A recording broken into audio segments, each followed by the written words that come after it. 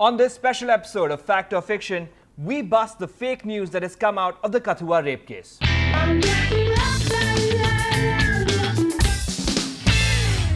Welcome to Fact or Fiction. I'm Suyash Barve, and with me, as always, is Jency Jacob from Boom. Hi, Jency. Hi, Suyash. Today, we're discussing the truly horrific Kathua rape case incident. But the fake news that has come up around it has been horrible to see. It's been really sad to see what the fake news brigade has been churning out about this story. What should be an open and shut case has become an absolute tirade. So we're going to break down the 5 biggest fake news stories that we've spotted across social media. First up, and let's jump right in, are there questions, Jency, about whether or not the girl in question, the assaulted minor, was actually raped or not? Right. Apparently, there seems to be a story out that she was only murdered, and of course, only murdered.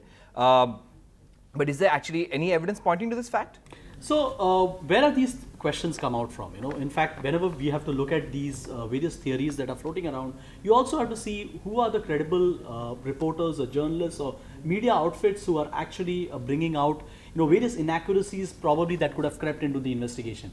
Now, most of these theories are getting floated by this handle called Shanknath. Yeah, who is a serial offender on this show. We've called him out many times for posting fake news. Now, he's raised several questions, about 7 of them, where he's pointing out one of his main question has been that this entire angle of the fact that rape was committed on this child actually crept in much later. After a new investigation team was brought in from outside Jammu, from Kashmir, and who came in and they had an agenda to actually prove that there were people of the Hindu religion who have actually done this, so that they wanted to drive out the the nomadic tribe. Right, brought in that the communal angle was brought in as an afterthought. Yes, as an afterthought, and which is why they brought in the rape angle as well. But when you look at the charge sheet is actually broadly bringing out all the sequence of events that have taken place.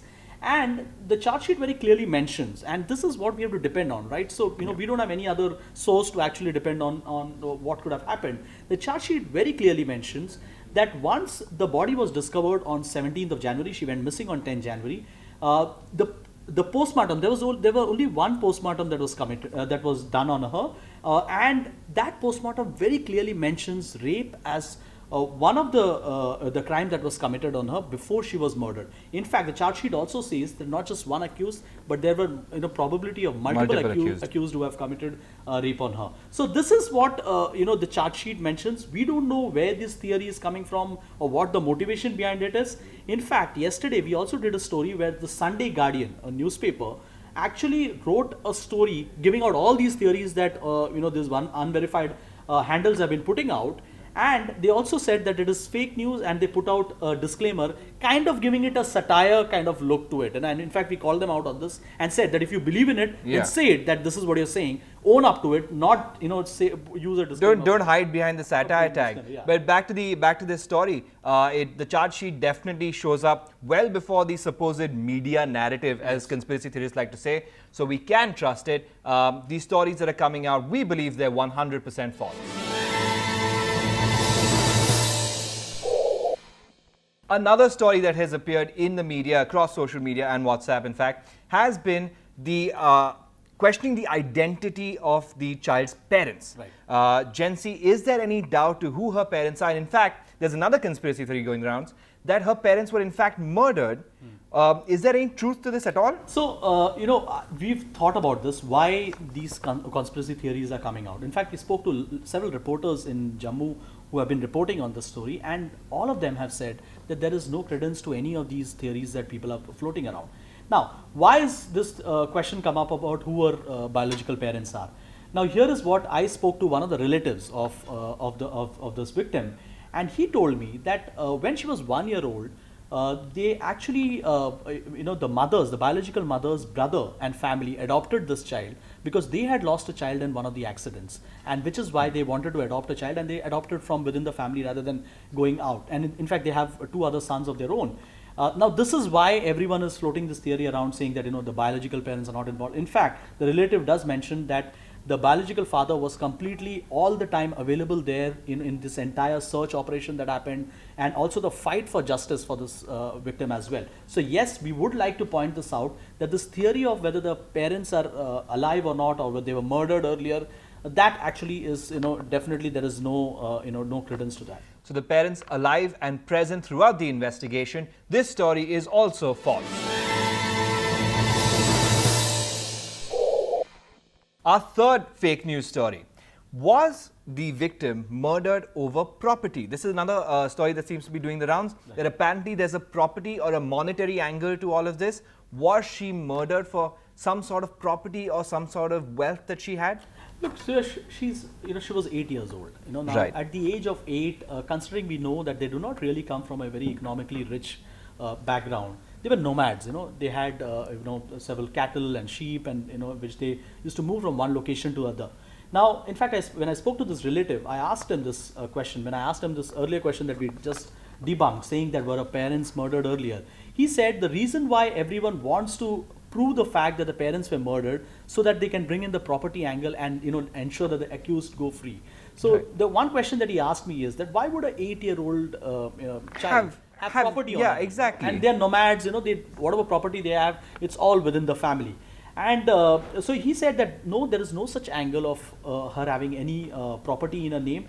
In fact, the little bit of land that they had and the house that they had are all in the names of the adults, and there's no property angle at all here. Right. The monetary angle, clearly a red herring. This story is also false. Number 4. Now this story has gone hugely viral. It may not be a conspiracy theory per se, but it is definitely fake news. Jency, there's a video doing the rounds on WhatsApp, on Facebook, of what appears to be the victim singing a poem or reciting a poem. Right. Jency, any truth to this? Is that the victim in the video? So, Suyash, if you actually look at the kid in this video, you can make out by looking at the victim's photographs that have appeared in the media that there is not actually too much of a resemblance. Yes, I mean, there might, you can actually, come to a conclusion saying, no, this could be the same kid, but, if you look closely, you can make out that it is not. But that's a more rudimentary way of doing it.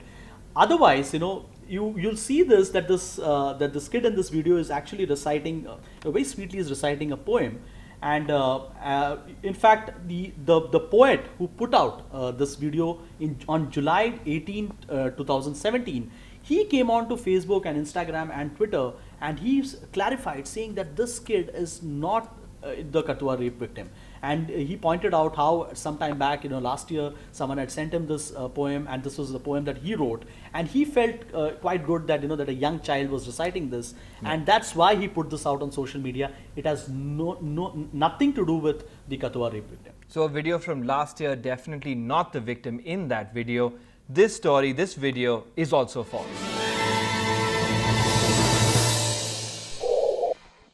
And finally, we're going to analyze something that happens across social media, across WhatsApp, in India especially, around the world of course. But in India, we've certainly made it a point in the face of tragedy to engage in what's known as whataboutery. In the face of a debate about a tragic issue, most will bring up, commenters and posters will bring up another issue that may have happened elsewhere. Now, a lot of times what's happening is people are bringing up issues that are false, that are fake news, that are conspiracy theories, that just never actually happened.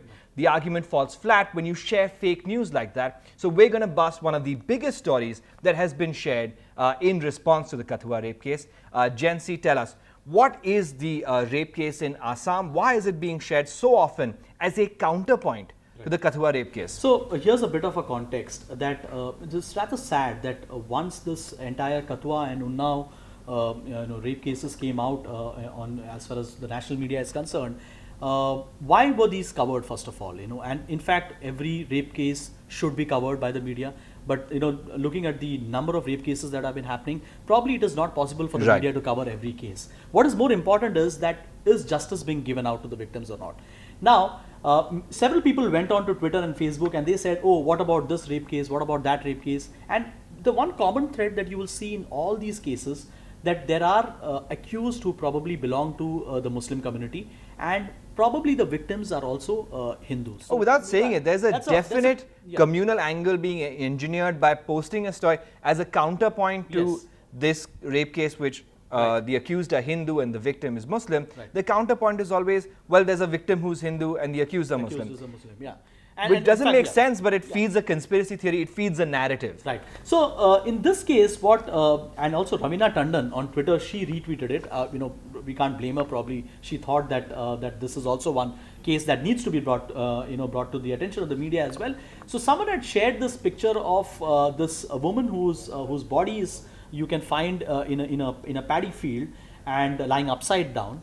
And the narrative that has been given with that is that she's a minor who was raped by illegal Bangladeshi in Assam, and why the media has not covered it.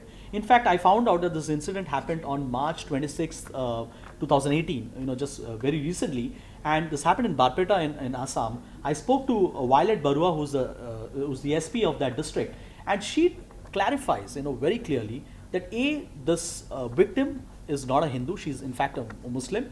Nothing that takes away from the crime just because of that. But I'm just pointing out because there is a narrative around it. Also the fact that she's not a minor at all. She was 36 years old.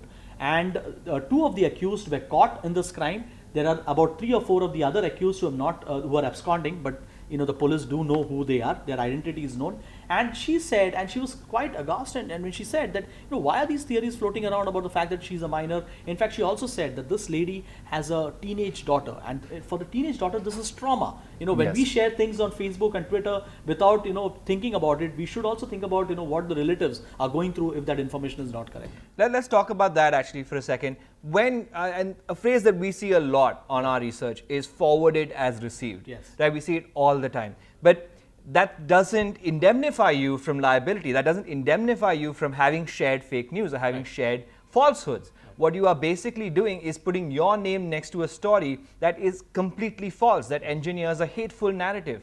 You cannot do that anymore. The world has changed. We can't just send things across and assume that, because I didn't say it myself, sharing it does not mean I endorse the issue. You do endorse it. The second it's on your timeline, you endorse it. So you have a responsibility to yourself and to the people who follow you to check the stories that you share.